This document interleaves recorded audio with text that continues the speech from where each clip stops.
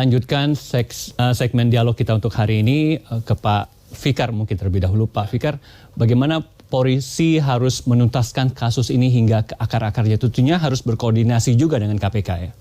Iya, koordinasi dalam pengertian penyidikan saya kira enggak, karena kan polisi itu memang sudah penyidik gitu ya.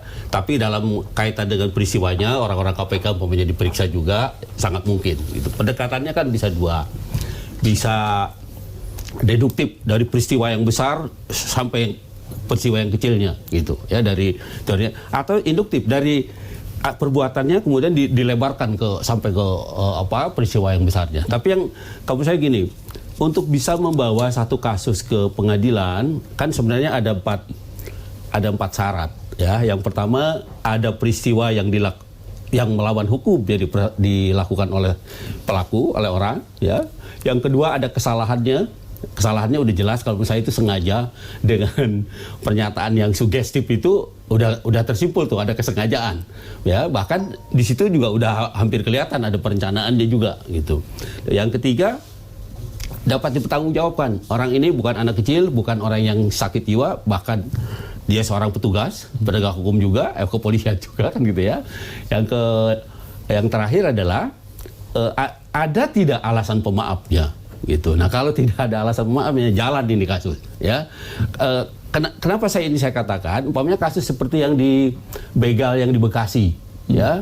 Seorang yang mau membegal korban, ternyata korban bisa karate, bisa silat, yang mati malah pembegalnya. Kan nggak jadi, meskipun ada pembunuhan, tapi itu ada alasan pemaafnya. Akhirnya nggak jadi dibawa kan, sudah dinyatakan sebagai tersangka, bahkan juga dibebaskan. Tapi sebenarnya di situ ada perdebatan. Mestinya alasan pemaaf itu diterapkannya di pengadilan.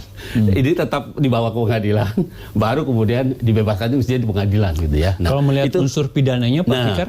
Kalau melihat unsur pidananya, artinya ada perbuatan. Kan gini, konsepsi pelaku di dalam hukum Indonesia, hukum pidana Indonesia, itu kan tidak sendiri. Tidak hanya orang yang melakukan gitu. Tapi ada yang menyuruh, ada yang menganjurkan, ada yang memberi fasilitas, ada yang memberi keterangan, ada yang membantu bahkan. Jadi ada pelaku peserta, ada pelaku pembantu. Nah, jadi sangat mungkin. Nah, tergantung nanti hasil penyidikan. Jadi saya kira betul kata Pak Slamet, Polri penyidik harus bekerja bersungguh-sungguh ya, mengungkapkan sebenarnya peristiwa apa yang terjadi dari apa yang dilakukan oleh dua pelaku ini. Ada nggak kaitannya dengan peristiwa besarnya, umpamanya pelemahan KPK, umpamanya. Ada nggak peristiwa besarnya dengan cicak buaya, umpamanya. Itu ya harus Polri penyidik harus menyelidiki sampai ke sana kalau menurut saya. Kalau melihat unsur-unsur pidana tadi Pak Fikar sebutkan, sudah bisa diprediksi belum ancaman misalnya hukumannya? Kalau pidananya menurut saya lebih cocok, saya bilang polisi ini pakai 351, penganiayaan dan pengeroyokan ya. Ancamannya 5 tahun. Tapi sebenarnya yang paling cocok itu 353 ayat 2. Ya, penganiayaan ya yang dilakukan yang menyebabkan luka. Nah, itu bisa satu. Yang kedua, karena dalam konteks Novel Baswedan itu penyidik KPK, maka saya kira pasal 21 Undang-Undang Korupsi juga ada dasarnya untuk diterapkan. Menghalang-halangi penyidikan gitu, umpamanya ya. Kalau dia sedang bisa menghalangi penyidikan gitu. Nah, jadi bisa sebenarnya dikembangkan ke arah situ. Tapi sekali lagi itu saya bilang, penyidik itu mencari alat-alat bukti yang sebanyak-banyaknya yang kemudian bisa ditafsirkan oleh penuntut umum nanti dalam menyusun dakwaan, masuk dia pada unsur-unsur pasal yang akan didakwakan.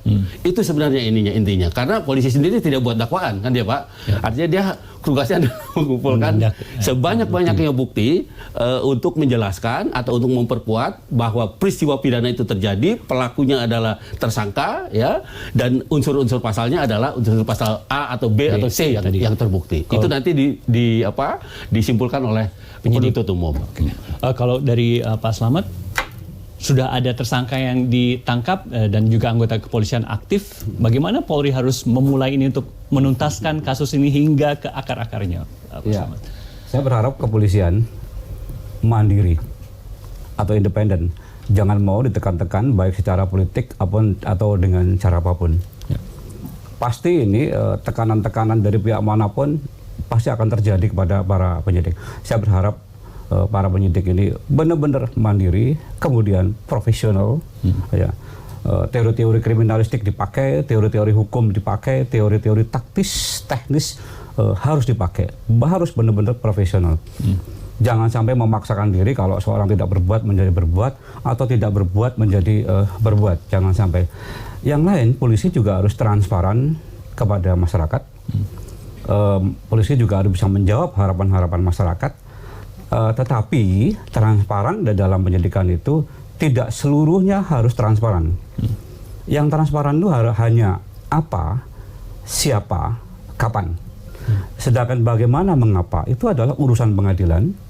Penyidik atau siapapun itu mengenai bagaimana dan mengapa itu hanya bisa menyampaikan kecil, sedikit, singkat atau resume, tidak boleh detail. Detail itu ada di pengadilan. Karena apa? Kita ada asas praduga tak bersalah. Jadi nggak boleh kita membeberkan semua ya apa, ya mengapa dan bagaimana yang lain. Ya.